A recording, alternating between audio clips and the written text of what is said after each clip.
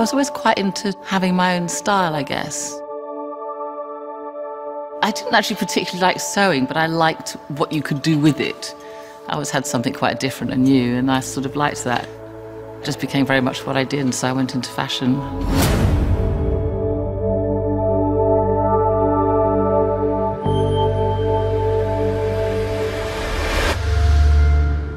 When I was 15, I used to go and buy fabric in the daytime with my pocket money and then make something in the afternoon and then wear it out in the evening.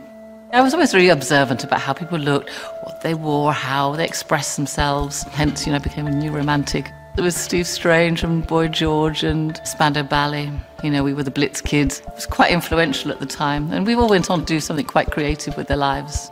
It was a great time to be a fashion student. I just slowly became aware through costume houses there was the whole side of design that I didn't really know about. I did realise I love the narrative. I like the fact that you use costumes to tell a story and to create character, and the more I did it, the more I realised that's something that I really, really enjoyed. You know the story, you know what they're doing, you know what their relationships are, you need to show that somehow in cloth. In a period piece, you can look at reference, what did they wear in Holland in Blood? You have the evidence, and then you can play within that.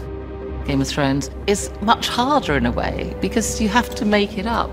I just look all the time, even if I'm not working on something, I'll make scrapbooks. When I see an image, I'll just stick it in like a Cersei file or whatever, and I'll just keep putting things in. It just might be a texture. So when it comes around to starting a game, I'll have a little sort of file of ideas which just might influence the way it goes. And it often happens, I go, God, I forgot about that. That would be quite an interesting way. But also what you've done before sort of informs you where you need to go.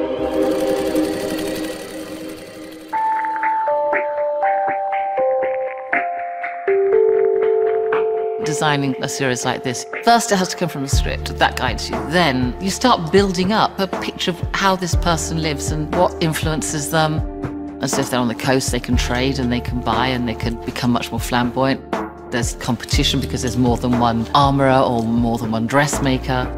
It's Winterfell. What do people do in the evenings? Well, they probably embroider. You have to balance that with the other characters around them and consider the set, colours, and it just evolves. I enjoyed doing the four women very much. Arya and Dany and Sansa and Cersei, because they've just really become very strong. I like the initial designing and planning and coming up with the sort of ideas for the characters, working as a team to make that happen. When you finish a film or a TV series or something, that's it, that's your body of work. You feel like you've really contributed something.